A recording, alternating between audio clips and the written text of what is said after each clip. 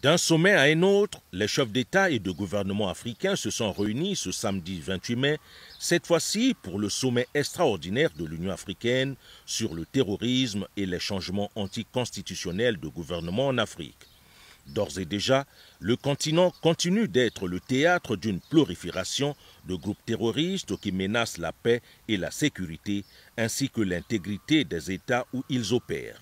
Pour la première fois dans l'histoire de l'Afrique, la menace terroriste s'est étendue aux 5 régions du continent. Présentant le danger de ce fléau, le président de la Commission de l'Union africaine, Moussa Faki Mahamat, a dénoncé le terrorisme et la recrudescence de l'insécurité maritime, ainsi que la vague des changements anticonstitutionnels de gouvernement dont l'effet domino affaiblit la légitimité démocratique et l'état de droit dans les pays concernés. Le terrorisme ne faiblit pas sur le continent.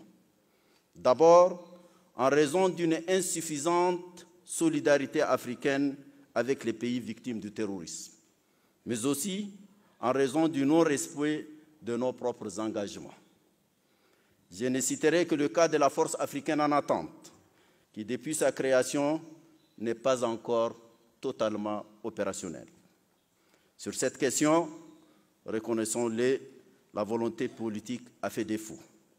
Alors que nous avons les moyens et les hommes qu'il faut, les armées africaines comptent, selon certaines études récentes de 2022, quelques 2 700 000 hommes. Mobiliser seulement 1 à 2% de ces effectifs et le doter des moyens nécessaires permettrait de réduire notre dépendance des forces étrangères et de faire face avec plus de chances de succès au terrorisme. Au nom du président en exercice de l'Union africaine empêché, le président angolais João Lourenço a ouvert les travaux de ce sommet par l'exhortation de ses pairs à faire montre de responsabilité au cours des débats.